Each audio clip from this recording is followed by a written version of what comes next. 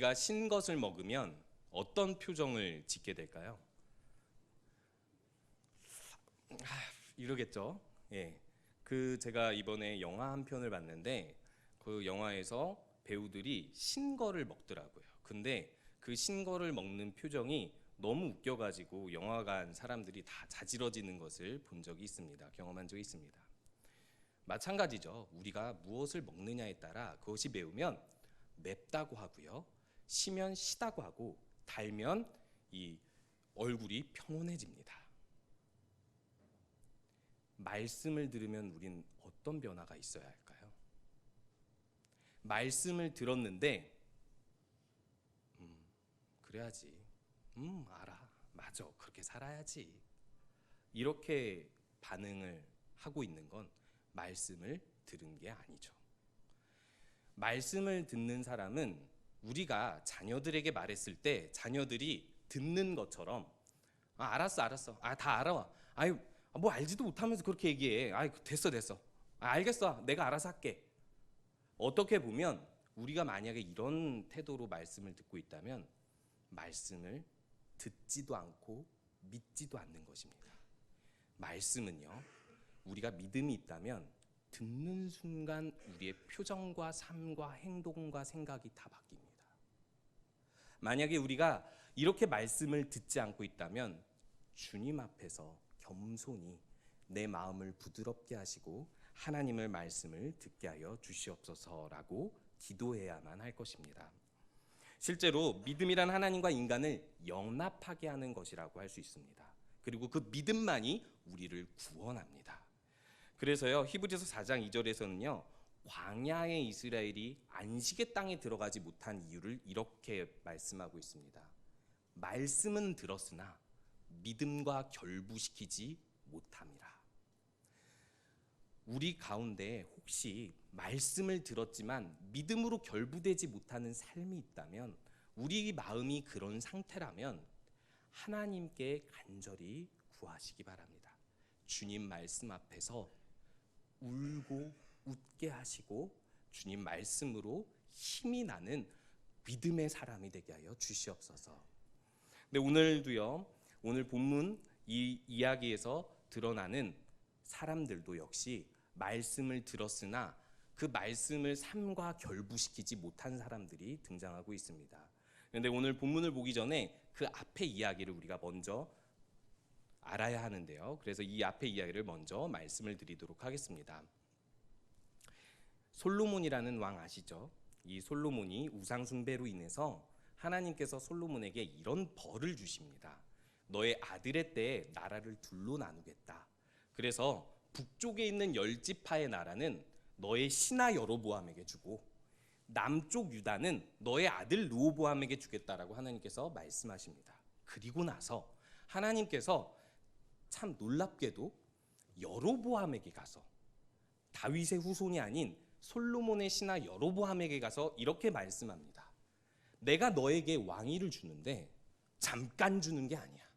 내가 너에게 왕위를 주는데 잠깐 너에게 맡아놓은 게 아니라 나 너에게 영원히 줄 생각도 있어. 단 다윗처럼 하나님의 말씀대로 산다면 내가 너에게 영원한 왕위를 줄게.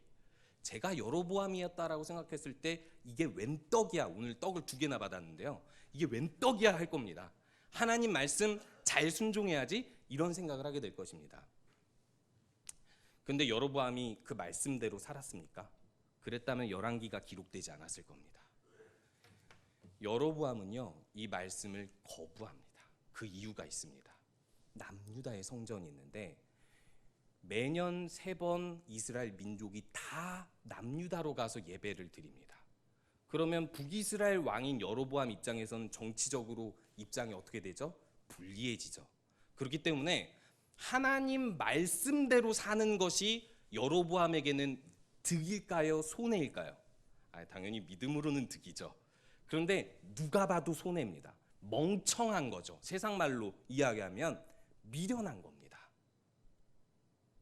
그렇기 때문에 여로보암은 아주 기발한 아이디어를 생각해냅니다. 그 당시에 인기 있는 우상 금송아지를 단과 베델에다 세운 다음에, 사실 이게 여호와 하나님이다. 그 당시가요, 우리처럼 매일 성경으로 큐티하던 시대가 아니라서 성경을 이스라엘 사람들이 잘 알지 못합니다. 제사장과 선지자들을 통해서 듣고 알고, 그리고 왕이 세워놓은 법에 따라서 하나님을 알기 때문에 백성들은 그 왕을 따라갈 수밖에 없는데요. 여로보암이 단과 베델에 금송아지를 세우고 이것이 하나님이다 하면서 레위인 제사장들을 세우는 것이 아니라 레위인 제사장들 다 내쫓고 일반 백성을 제사장으로 세운 다음에 심지어 하나님을 예배하는 그 제사의 절기 날짜도 싹 다 바꿔버립니다. 자, 이렇게 되면 하나님의 말씀을 한 가지만 거부한 게 아니라 조금 거부한 게 아니라 완전히 거부하게 돼버리는 거죠. 무엇을 위해서요? 자신의 정치적 유리한 입장을 위해서요. 사실 말씀을 듣지 않는 이유는 명확합니다. 나를 위해서.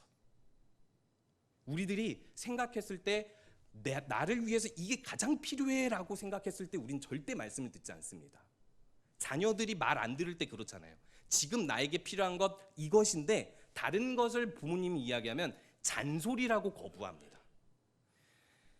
하나님의 말씀을 여로보암이 이렇게 거부하고 나서 베델에서 금송아지 제단 앞에서 예배를 드릴 때 하나님은 가만히 있을까요? 가만히 있지 않습니다. 남유다에서 하나님의 사람이 올라와 여로보암에게 말합니다. 나중에 남유다의 요시아라는 왕이 일어설 건데 그 요시아 왕에 의해서 이 산당 제사장들의 뼈를 이 제단 앞에서 제단 위에서 불살라 버리겠다 이렇게 말씀하고 있습니다. 여로보암 기분이 어땠을까요? 남유다에서 올라온 이름도 없는 선지자가 와서는 심지어 남유다 왕이 감히 북이스라엘 왕이 세운 제단을 이렇게 만들 거라고 예언을 하는데 여로보암은 그걸 하나님의 말씀으로 믿을까요? 당장에 그 말씀을 거부하면서 이렇게 이야기합니다. 저 사람 죽여, 잡아 이렇게 합니다. 손을 뻗는 순간 그 손이 말라버립니다. 나병처럼 말라버리는데 여로보암이 그때 깨닫죠. 참 재밌는 사실이에요. 그때 깨닫습니다. 하나님이 있구나. 저 사람 진짜 하나님이 보냈구나. 그래서 하나님께 기도해서 이 손을 고쳐달라고 간구하고 하나님의 사람은 여로보암의 손을 고쳐주게 됩니다. 여로보암은 뭘 체험했을까요? 하나님의 말씀을 체험했습니다. 그런데 이게 은혜가 됐을까요? 여러분들은 아마도 우리 성도님들은 다 한 번씩은 경험해 봤을 거라고 생각합니다. 불순종해 봤는데 하나님의 살아계심을 보여줘서 내가 스스로 깨닫고 회개하여서 은혜의 순간에 들어가고 그렇게 삶이 변한 걸 아마 다들 조금씩 경험하셨을 것입니다. 근데 여로보암이 어떤 반응을 하냐면요. 하나님 앞에서 회개하고 그 제단을 없애버리는 것이 아니라 뭐라고 얘기하냐면 그 하나님의 사람을 극진히 대접하려고 합니다. 근데 그 극진히 대접이 왕들의 잔치에 참여하는 것처럼 나랑 같이 들어가서 먹고 마시자고 합니다. 이 정신을 차린 걸까요? 못 차린 걸까요? 못 차린 거죠. 그리고 하나님의 사람은 이런 말로 거부하게 됩니다. 여호와의 말씀이 내게 명령하여 이르시기를 떡도 먹지 말며 물도 마시지 말고 왔던 길로 되돌아가지 말라 하셨음이니이다 라고 이야기하고 자신이 왔던 길로 되돌아가지 않고 다른 길로 가게 됩니다. 우리가 여기서 중요하게 알아야 할 사실이 있습니다. 여기서 하나님의 사람이라고 지칭하고 있는 것은요, 선지자라는 용어보다 더 경건한 용어라고 할 수 있습니다. 이름 없는 사람인데 하나님의 사람이라는 건 분명히 하나님이 보내셨다는 뜻입니다. 선지자라는 용어는 가끔 거짓 선지자에게도 쓰는 용어이기 때문에 하나님의 사람이라는 용어로 분리해서 썼어요. 근데 되게 재밌는 사실은 이름이 왜 없죠? 엘리야처럼 이름이 있을 수도 있고 스마야처럼 이름이 있을 수도 있는데 이름이 없는 이유는 이름이 없는 것 자체로 의미를 주기 때문입니다. 하나님의 신비로운 인물이기도 하고 그리고 하나님 외에는 자신을 절대 드러내지 못하게끔 하나님의 사람이라 지칭하고 왔던 길로 되돌아가지 못하게 함으로 인해서 좀 더 험난한 길로 돌아간다 할지라도 어렵게 간다 할지라도 떡도 물도 먹지 않고 돌아간다 할지라도 흔적도 없이 사라지게 만들려고 한 것입니다. 하나님의 영광만 나타나게 하려고 했었던 것이죠. 이렇게 이야기가 끝나고 33절에서 여로보암이 이후에도 그 악한 길에서 떠나 돌이키지 아니하여서 결국에 여로보암의 집이 멸망하게 되었다. 이렇게 이야기가 깔끔하게 끝나야 되는데 오늘 본문의 이야기가 들어갑니다. 그리고 이 본문의 이야기는 상당히 괴상한 이야기입니다. 괴상한 사람이 출연하거든요. 누군지 한번 살펴보도록 하겠습니다. 베델의 한 늙은 선지자가 살더니라는 11절의 본문이 시작이 되고 있습니다. 베델의 한 늙은 선지자가 살았다는 건 여기서 늙은이 오래된이라는 뜻인데 베델에 이미 오랫동안 선지자가 있었다라고 얘기를 해요. 되게 재밌는 사실이지 않습니까? 베델에 금송아지가 세워지고 여호와 하나님을 제사하는 행사가 이미 여로보암을 통해서 이루어지고 있었는데 남유다에서 하나님의 사람이 올라왔어요. 무슨 말이에요? 이 베델 선지자 가만히 있었다는 얘기예요. 아무 일도 하지 않았다라는 거예요. 아니면 이 선지자는 제가 아까 얘기했던 것처럼 거짓 선지자일 수도 있습니다. 도대체 정체를 알 수 없는 베델의 선지자가 갑자기 출연합니다. 하나님의 사람이 퇴장할 때쯤. 그러면 이 사람은 도대체 누구일까요? 이야기를 보면 이 사람이 누군지 알 수 있습니다. 아들들이 와서 이날에 하나님의 사람이 사건을 일으킨 날에 하나님의 사람이 베델에서 한 일을 다 아버지에게 고합니다. 이상하죠? 왜 아버지에게 이 말을 다 했을까요? 뭔가 아들들이 다 지켜보고 있고 아버지한테 이 말을 이야기하는 데 이유가 있기 때문입니다. 질투가 났던지 불편하던지 아니면 하나님의 사람을 기다렸던지 알 수 없죠. 도대체 무슨 의도로 그 사람을 조사하고 아버지에게 보고했는지. 그런데 그들의 아버지, 즉 베델의 그 늙은 선지자가 아무 역할도 하지 않고 있었던 그 선지자가 이렇게 이야기합니다. 그가 어느 길로 가더냐? 하나님의 사람이 왔던 길로 되돌아가지 않는다라고 이야기했죠. 하나님의 사람이라는 건 이름 없이 하나님의 빛만 드러내고 흔적 없이 사라지기 위해서라고 했죠. 근데 베델의 선지자는 지금 뭐 하고 있습니까? 흔적을 추적하고 있습니다. 왜일까요? 하나님의 사람에게 말씀을 듣고 회개하려고요? 아니면 이 하나님의 사람에 대한 질투로 인해서 뭔가 나쁜 짓을 하려고 그랬을까요? 그건 아마 이 둘이 만나면 알게 되겠죠. 무슨 이야기가 전개되냐면 그다음 그 선지자가 아들들에게 나귀 안장을 지우라고 해서 그 나귀를 타고 어떻게 보면 급히 그 하나님의 사람을 따라갑니다. 그리고 상수리 나무 아래에 앉아 있는 그 하나님의 사람을 보게 되고 그 하나님의 사람을 만나서 첫 마디가 뭐라고 합니까? 첫 마디가 뭐죠? 네가 그 하나님의 사람이냐? 그 하나님의 사람이 그렇습니다 라고 이야기하니까 그 다음 말이 무엇인지 참 재밌어요. 뭐라고 이야기하죠? 나와 함께 집으로 가서 떡을 먹으라. 앞에 이야기에서 무슨 이야기로 끝났죠? 떡도 마시지 아니하고 물도 마시지 아니하고 왔던 길로 되돌아가지 아니하라고 했었죠. 잠깐 물 좀 마실게요. 제가 오늘 아침에 떡을 2종류를 먹었습니다. 좀 찔리더라고요. 떡도 마시지 않고 물도 마시지 아니하던 이 하나님의 사람에 비해서 난 좀 경건하지 못하구나. 어찌됐든 만나자마자 떡을 먹자고 하는 이유가 뭘까요? 너무 명확하지 않습니까? 앞에서 떡도 먹지 말고 물도 마시지 말라는 하나님의 말씀이 있어서 여로보암 왕의 잔치에도 참여하지 않았습니다. 그런데 이 소식을 다 들은 베델의 선지자가 따라와서는 하는 말이 떡을 먹어라 이렇게 이야기합니다.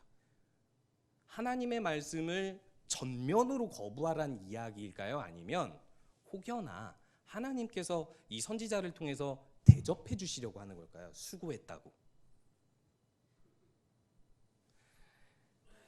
저는 사실 그렇게 생각했습니다. 이 끝까지 이야기를 보기 전까지는 전 베델의 선지자라는 이 명칭 때문에 좋은 사람일 것 같은데 기대를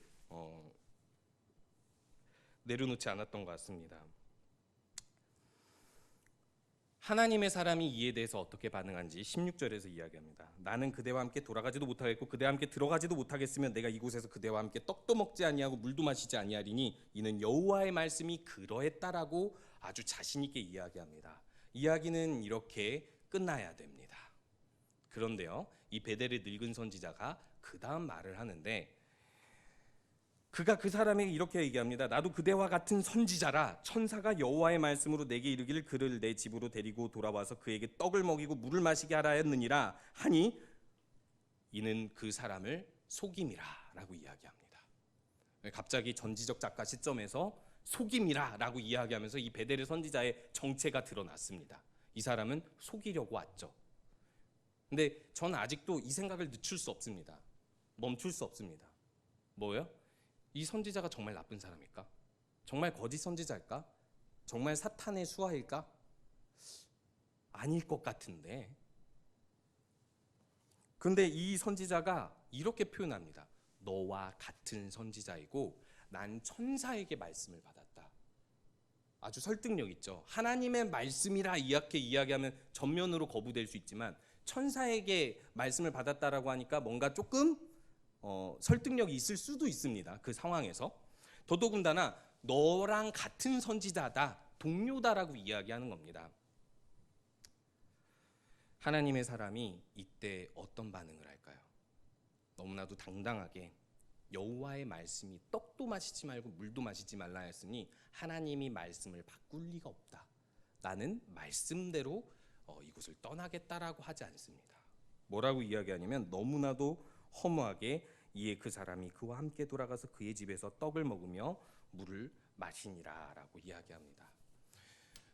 왜 이런 일이 벌어지고 있을까요? 이 이야기가 너무 길어요. 좀 빨리 끝났으면 좋겠는데 아직까지도 결론이 안 납니다. 둘이 이제 식사를 하고 있는데 갑자기 하나님의 말씀이 임합니다. 뭐라고 임할까요? 당장 그곳을 떠나! 라고 하나님의 사람에게 말씀이 임한 것이 아니라 속였던 베델의 늙은 선지자에게 하나님의 말씀이 임하는데 하나님의 사람이 하나님의 말씀을 어겼으므로 조상의 묘실에 들어가지 못하리라라는 예언을 줍니다. 너무 충격적입니다. 베델의 늙은 선지자, 이 사람 거짓 선지자인 줄 알았는데 하나님의 말씀을 받을 줄 아는, 그리고 하나님의 말씀을 받는 선지자였습니다. 그러면 왜 하나님의 사람이 아니라 이 베델의 늙은 선지자한테 하나님은 말씀을 주고 있을까요? 그리고 여기서 지금 죽어야 할 사람이 누구죠? 저랑 생각이 다르신 거 아니죠? 죽어야 할 사람은 베델의 늙은 선지자이거나 아니면 이 북이스라엘을 타락하게 만들었던 여로보암이어야 합니다. 근데 왜 죄 없는 남유다에서 한 사람이 죄 없이 올라와서 떡이랑 물 마셨다고 해서 저도 마셨는데 그것 때문에 왜 죽습니까? 이건 하나님이 불의한 거 아닙니까? 이게 공의롭습니까? 공평합니까? 말이 안 되지 않습니까? 왜 말이 안 되게 하나님은 이야기를 이끌어 가시죠? 그 이유는 그 다음 이야기에서 확실하게 보여주고 있습니다. 이에 급히 나귀를 타고 하나님의 사람이 떠나는데 하나님의 사람이 길가에서 어떻게 돼요? 사자의 물어 뜯겨 죽습니다. 그리고요, 사자가 그 사람을 먹지 않고요, 옆에 있는 나귀도 손도 대지 않고 나귀랑 사자가 옆에 시체와 함께 나란히 서 있습니다. 이 광경은요, 자연의 법칙대로는 있을 수 없는 광경이고 기적적인 광경입니다. 사자가 나귀를 물어 뜯던지 아니면 나귀나 사람을 먹던지 해야 되는데 먹지도 않고 죽이기만 했어요. 그리고 더 중요한 건 나귀도 가만히 있어요. 도망가지도 않고. 그리고 시체를 보라는 듯 거기서 서 있습니다. 그래서 베델의 성읍에 지나가는 모든 사람들이 그 광경을 보고 소문이 확 퍼집니다. 무슨 소문이 퍼져요? 왜 이런 일이 일어났을까? 여러분, 이게 무슨 일이 일어난 것이죠? 하나님의 말씀대로 하나님의 말씀을 어긴 하나님의 사람이 죽임을 당하는데 짐승은 하나님의 말씀대로만 행하고 자신의 본능대로 행하지 않습니다. 하나님 말씀대로 행하는 사람이 어떤 것인지를 짐승을 통해서 보여주고 있는 거예요. 그런데 이 비밀을 누구만 깨달을 수 있죠? 지나가는 사람들은 못 깨달아요. 어떻게 이런 일이 있어? 저 사자 미쳤나 봐. 저 나귀도 미쳤나 봐. 저 사람은 왜 여기서 죽고 있어? 여로보암한테 말씀 전한 사람 아니야? 이게 무슨 일이야? 아무도 모르죠. 이 일에 대해서 아는 사람은 누구밖에 없어요? 하나님의 말씀을 받은 베델의 선지자, 하나님의 사람을 속인 베델의 선지자입니다. 이제까지 아무것도 하지 않았던 베델의 선지자만이 이 의미를 알고 있는 거예요. 이 베델의 선지자가 즉시 나귀를 가지고 그 시체를 가지고 옵니다. 그리고 뭐라고 말할까요? 내 그럴 줄 알았어. 그러니까 내 말에 속으면 안 되지. 이렇게 이야기하지 않고 정말 괴상한 이야기인 게 29절에 돌아와 자기 성읍으로 들어가서 슬피 울며 장례를 치릅니다. 잘 생각해 보세요. 유대인들은 가족이 아니면 장례를 잘 치르지 않습니다. 왜 장례를 잘 치르지 않을까요? 시체를 만지면 안 되거든요. 그러면 부정해지니까요. 며칠 동안. 그러면 장례를 이때 치른다라는 건 무슨 뜻이냐면 가족과 같이 생각했다라는 것입니다. 자기가 다 속여놓고 하나님의 말씀을 어겨서 죽은 이 사람을 왜 그렇게 대했을까요?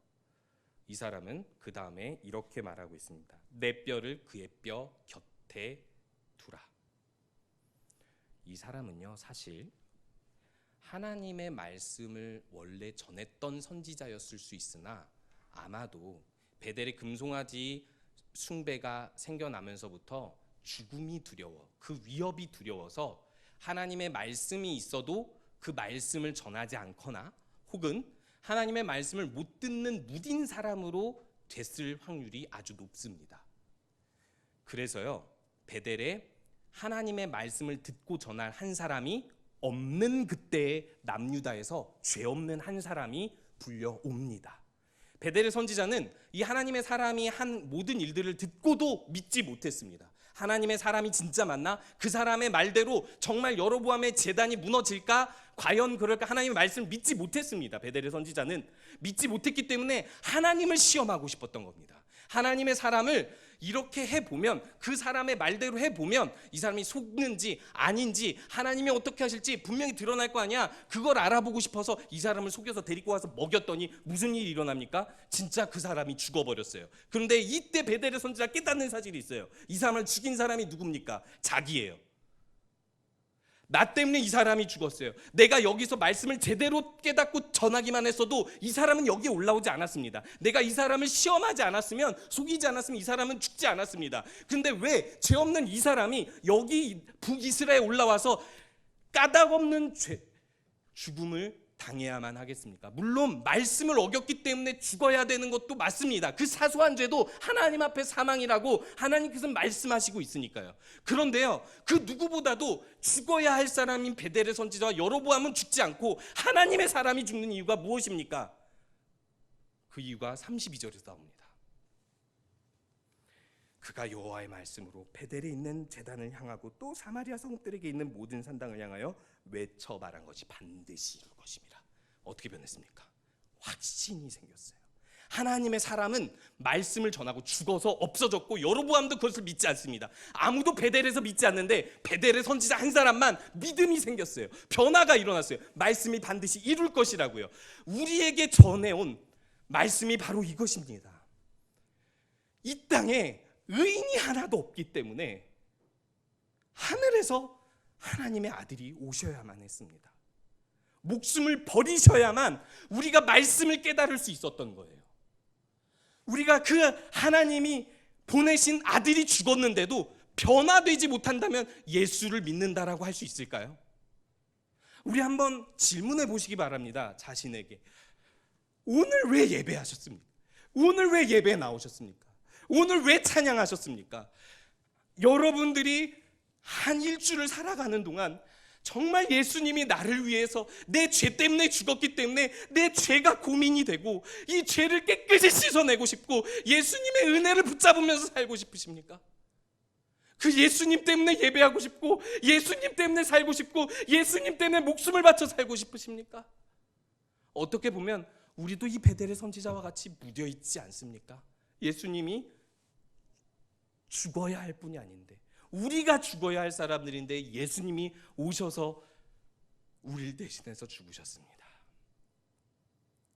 말씀이 전해질 때 깨닫지 못하니까 말씀이 육신이 되어 우리 가운데 거하심에 그가 그 땅에 와도 자기 백성들이 영접지 아니하였다라고 이야기합니다. 그 당시 유대인들의 문제만이 아닙니다. 우리들의 마음의 굳음을 보시기 바랍니다.